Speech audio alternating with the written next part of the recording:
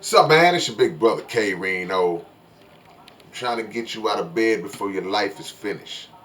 But you keep on asking me for 5 more minutes.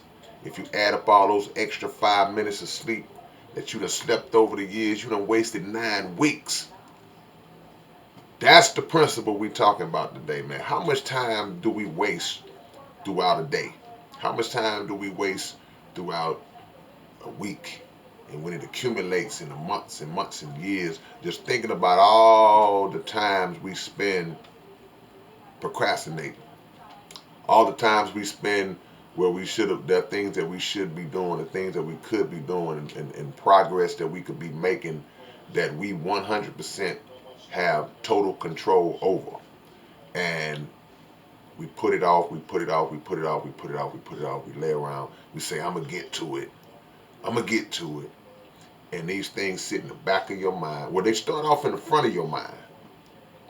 Then you steady pushing back, pushing back, pushing back, pushing back. And before you know it, it's all the way in the back.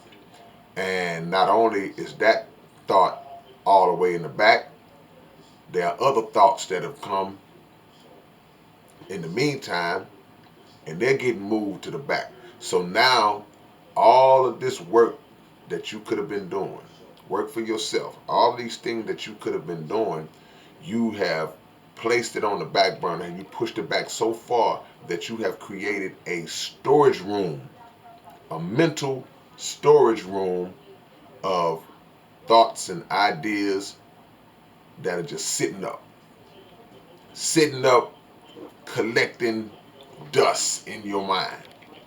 And the first thing that we do is we start to wonder why we are not on the levels that we feel we should be on. We look at other people. We look dead at somebody else that's getting it, that's putting their time in, putting their work in, and man, that should be me. Why haven't? Because you got a storage room, a mental storage room full of hoarded ideas, thoughts.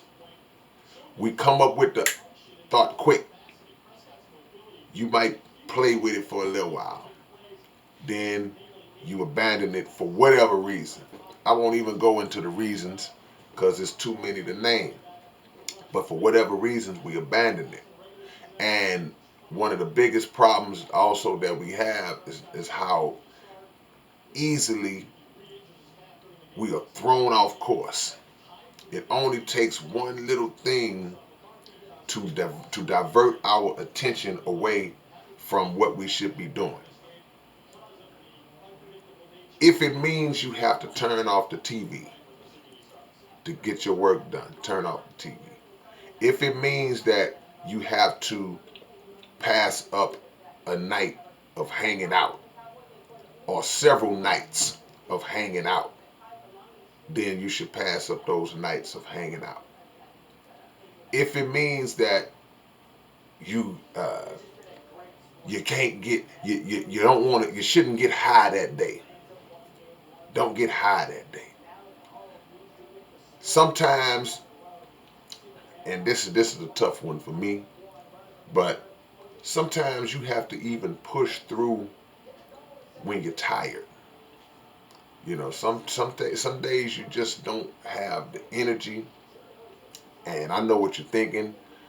Having the proper amount of energy directly contributes to maximizing your effort and maximizing your performance, and that's true. And I don't recommend always working when you're tired, but sometimes when you're not really feeling it, you got to still push through. And when you're not really feeling it, just from a motivation standpoint, not necessarily being physically or mentally tired, but just some days you're just not motivated. You can generate motivation within yourself the same way you can generate energy at times.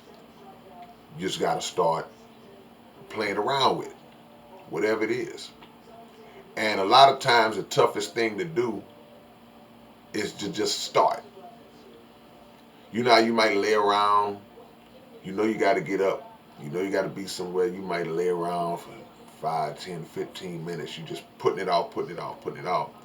But once you get up, you break through and you're ready to rock and roll. When in reality, as soon as you know you're supposed to get up, that's when you should actually just get up. So a lot of our shortcomings come just from us playing around, man, saying I'll get to it.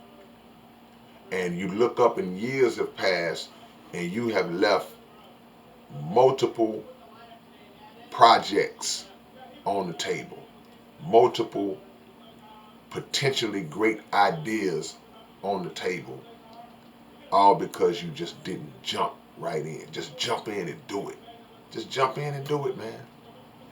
And at least give yourself a chance to see if it's going to work. When we procrastinate and we don't even give ourselves a chance to see if we would win or lose.